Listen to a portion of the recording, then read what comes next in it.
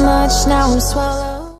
After being away from the sport for 1,000 days, Francis Ngannou made a triumphant return, knocking out 6'8" Brazilian fighter Renan Ferreira in the first round of the PFL Super Fights, Battle of the Giants in Saudi Arabia.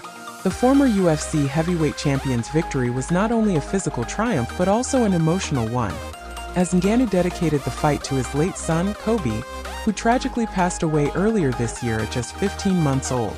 Ngannou was visibly emotional after the fight, breaking down in tears as his victory was confirmed, and later during his post-fight interview when he spoke about his son. "My son Kobe, I only took this fight because of him," Ngannou said through tears.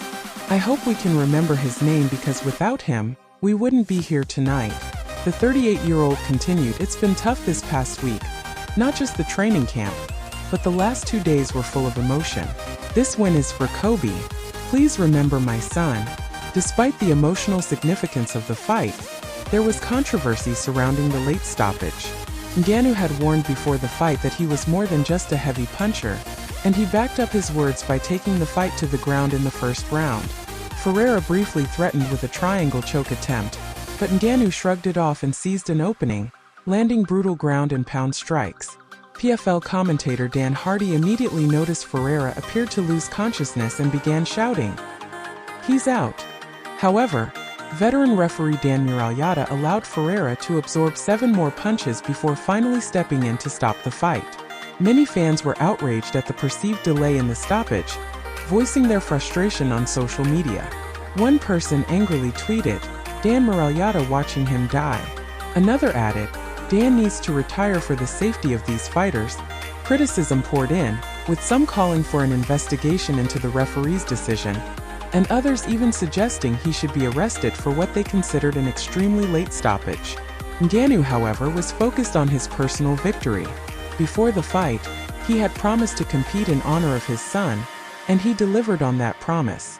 Reflecting on his comeback, Ngannou expressed relief and confidence that his time away from mixed martial arts had not hindered his abilities. "I knew I didn't miss a step," he said. "It was just about me being able to manage my emotions." Ngannou's future in combat sports remains bright.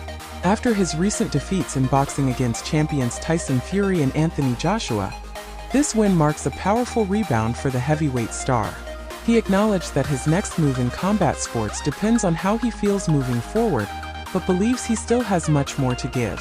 "I always thought I had a lot to offer in combat sports," Ngannou stated, "and hopefully I'll keep thinking that way."